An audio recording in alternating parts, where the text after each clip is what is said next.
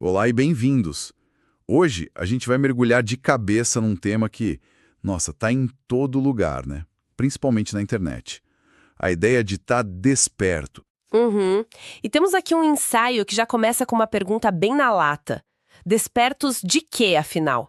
É uma daquelas palavras que todo mundo usa, mas tipo assim, parece que cada um tem uma definição. Exatamente. E o que eu achei mais interessante no material que a gente recebeu é como ele investiga justamente essa transformação, como uma palavra que, na essência, significa só acordar. Sim, sair do sono. Isso, de repente, vira um rótulo, quase um selo de status, sabe?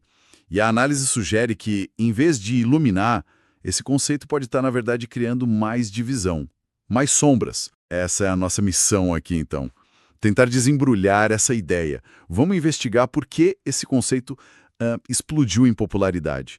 O que ele significa para quem adota e, mais importante, qual é a alternativa que o texto propõe para uma busca de conhecimento mais autêntica, talvez. Mais silenciosa. Isso. Vamos lá. Ok, vamos analisar isso.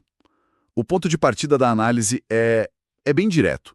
Ele argumenta que estar desperto se tornou a nova forma de se sentir superior. Sim. Deixou de ser sobre estar atento à realidade e passou a ser sobre se sentir parte de uma elite, sabe?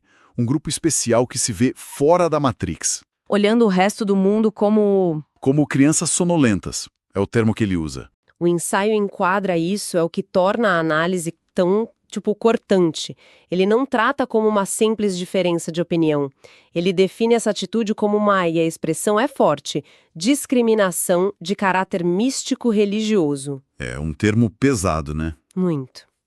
A ideia é que, por ter acesso a certas informações, que muitas vezes são esotéricas ou conspiratórias, a pessoa não só discorda dos outros, ela se coloca num pedestal, um pedestal moral e intelectual. É como se o conhecimento, ou o que a pessoa acredita que é conhecimento, virasse uma justificativa para o desprezo. Pois é. A análise aponta que essa postura serve como um afago no ego de quem se sente um buscador, mas que talvez esteja mais interessado em se sentir especial do que em buscar de verdade. Exato. E isso cria um conflito na hora com quem tem sua própria fé ou visão de mundo, porque é uma atitude que, no fundo, invalida a experiência do outro. O argumento central é que não é uma busca genuína, então.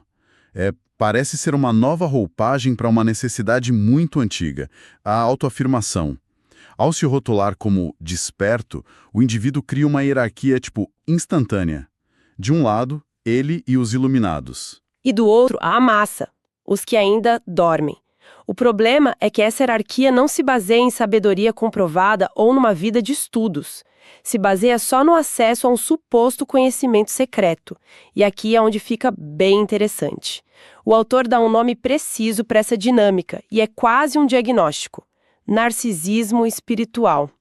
É uma expressão poderosa, né? Muito, porque pega algo que deveria ser sobre transcender, sobre diminuir o ego, e diz que na prática pode ser o contrário. O velho ego, com toda a sua vaidade, só que vestindo uma fantasia nova. É uma inversão completa do propósito. Se a gente conecta isso ao quadro geral, o que o ensaio aponta é que essa tribo dos iluminados funciona de um jeito muito parecido com, fanáticos religiosos ou ideólogos políticos do passado. A embalagem mudou? A embalagem mudou, o vocabulário é outro. Agora falamos de Matrix, expansão da consciência, frequências vibracionais. Mas a necessidade de se sentir superior e de pertencer a um grupo de eleitos é a mesma. E o texto faz uma comparação histórica que é, no mínimo, chocante, para mostrar o perigo por trás dessa lógica. Ele menciona os arianos de Hitler. É uma analogia pesadíssima, não? Nossa, sim. A intenção parece ser chocar para mostrar até onde pode ir qualquer ideologia que cria uma hierarquia entre superiores e inferiores com base em crenças. É para alertar para o mecanismo, então. Acredito que sim. A comparação é extrema, sem dúvida, mas o objetivo parece ser destacar o mecanismo, não igualar os conteúdos. O mecanismo perigoso é a criação de um nós contra eles. Onde nós somos os puros, os que têm a verdade. E eles são os contaminados, os ignorantes que vivem na escuridão. Uma vez que essa divisão se estabelece, qualquer tipo de desumanização do outro se torna possível, sabe? O alerta é sobre a semente da intolerância que pode existir em qualquer grupo que se sente dono da verdade. Faz todo sentido. E essa ideia de tribo é central. As redes sociais, segundo a análise, viraram o terreno fértil para isso. É um palco para o surgimento de incontáveis gurus, curadores. Que prometem iluminação rápida. Exato. E criam comunidades fechadas, reforçando o tempo todo essa sensação de pertencer a uma elite. E isso cria um ciclo vicioso de validação, né? A pessoa se sente parte de algo exclusivo, os escolhidos. E esse sentimento valida as crenças dela, não importa quão desconectadas da realidade elas sejam. O que importa não é mais a verdade da informação. Não. É a identidade poderosa que ela confere, a de ser alguém que enxerga. Ok? Então temos essa dinâmica de superioridade, de narcisismo, mas como a gente reconhece isso na prática? O que exatamente faz alguém se encaixar nesse perfil que o ensaio critica? Parece que o autor montou uma espécie de checklist. Sim, é uma tentativa de tornar o conceito mais concreto. O primeiro item, que é a base de tudo, é a crença de que se está fora da Matrix. A ideia de ser fora da curva. Isso, de possuir uma capacidade especial de detectar o que a grande maioria, o gado, não consegue ver. É a premissa fundamental da identidade do desperto. Depois vem a adesão a um espiritualismo pop. O que seria isso? É a tendência de acreditar em tudo que soa misterioso ou fora do comum. Fenômenos paranormais, energias cósmicas, curas quânticas. Sem precisar de nenhuma comprovação. Nenhuma. A fé cega numa nova narrativa substitui a investigação cética. E isso se conecta direto com o terceiro ponto. Seguir gurus de redes sociais. Sim. O texto é bem específico aqui. Ele mira naqueles que prometem iluminação instantânea, curas à distância, segredos universais, em troca de engajamento ou dinheiro, claro. É a promessa de um atalho para a sabedoria, né? Sem o esforço, a dúvida, o trabalho que o conhecimento de verdade exige. Exato. E isso levanta uma questão importante sobre o método, né? A busca descrita aqui não parece ser sobre questionar o mundo. É sobre aceitar um novo conjunto de dogmas, alternativas. E o pacote quase sempre inclui o próximo item da lista: a adoção e a pregação fervorosa de teorias da conspiração, como se fossem verdades absolutas. A ideia de que existem forças ocultas controlando tudo e que só os despertos conseguem ver os fios da marionete. Isso reforça a sensação de ser um agente especial com acesso a informações privilegiadas. E o último ponto amarra tudo: a crença de que existe um conhecimento secreto, quase iniciático, que só alguns poucos escolhidos podem acessar. E, claro, eles estão nesse grupo. O conhecimento não é algo a ser construído, mas algo a ser recebido ou canalizado, né? O que essa lista demonstra, no fim das contas, é um afastamento do processo de aprendizado. Quem se encaixa nesse perfil não está aprendendo, está confirmando o que já acredita. É um sistema de crenças que se autoprotege. E como essa suposta superioridade se manifesta na prática, na conversa do dia a dia? É aqui que a análise fica ainda mais cirúrgica.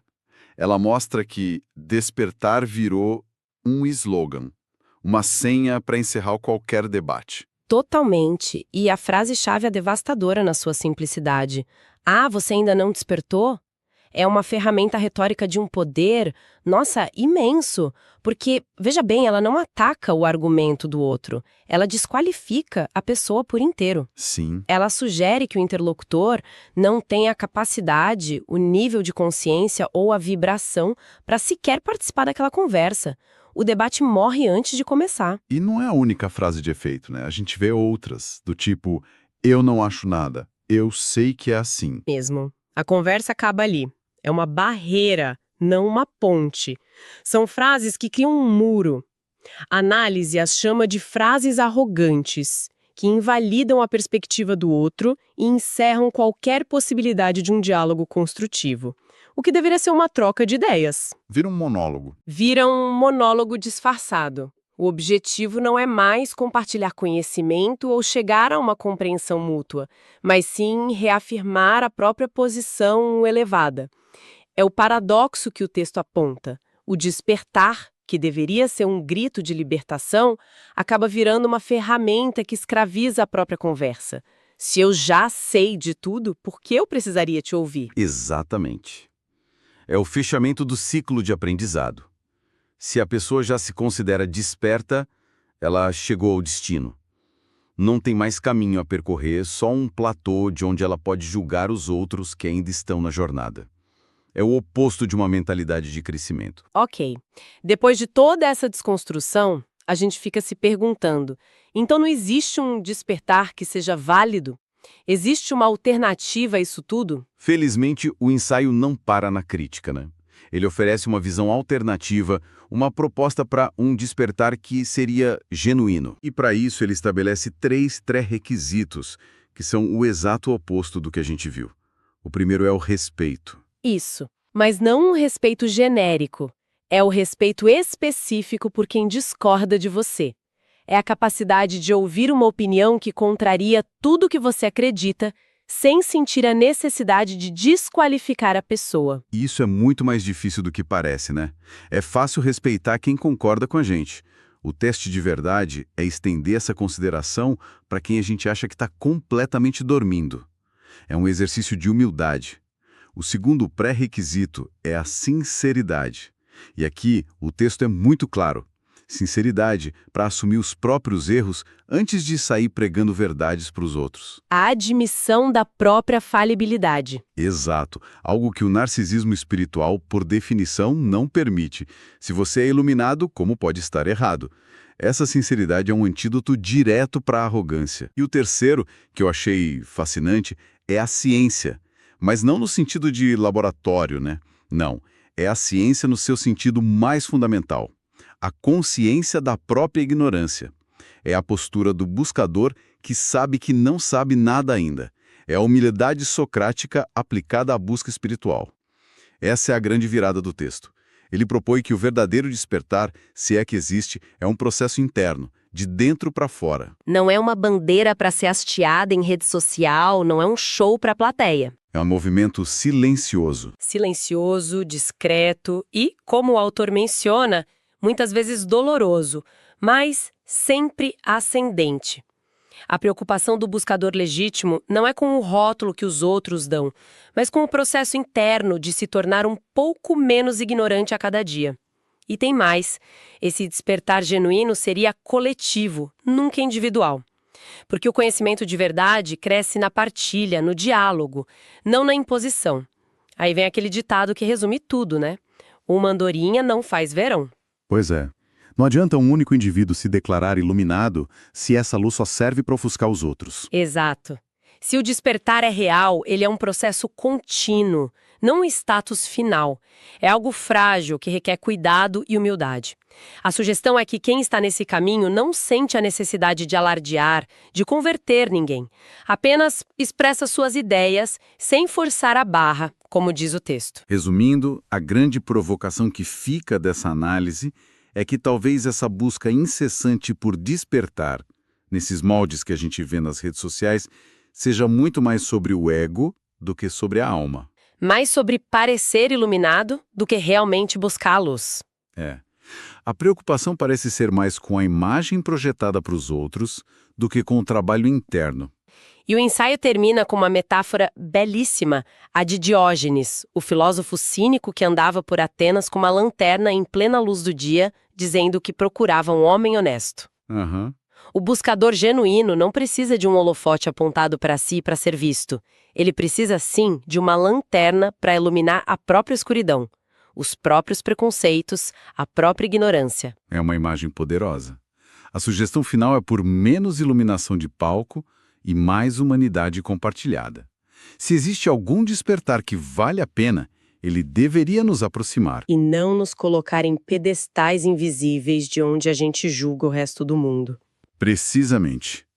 A verdadeira iluminação, se o texto estiver correto, não nos torna especiais. Ela nos torna mais humanos, mais conectados à falibilidade e à beleza de todos os outros que também estão tentando encontrar o seu caminho no escuro. Isso deixa a gente com pensamento para levar, né? Se o conhecimento que buscamos serve para criar hierarquias e nos separar uns dos outros, ele está realmente nos iluminando ou só criando novas e sofisticadas sombras onde a gente pode se esconder?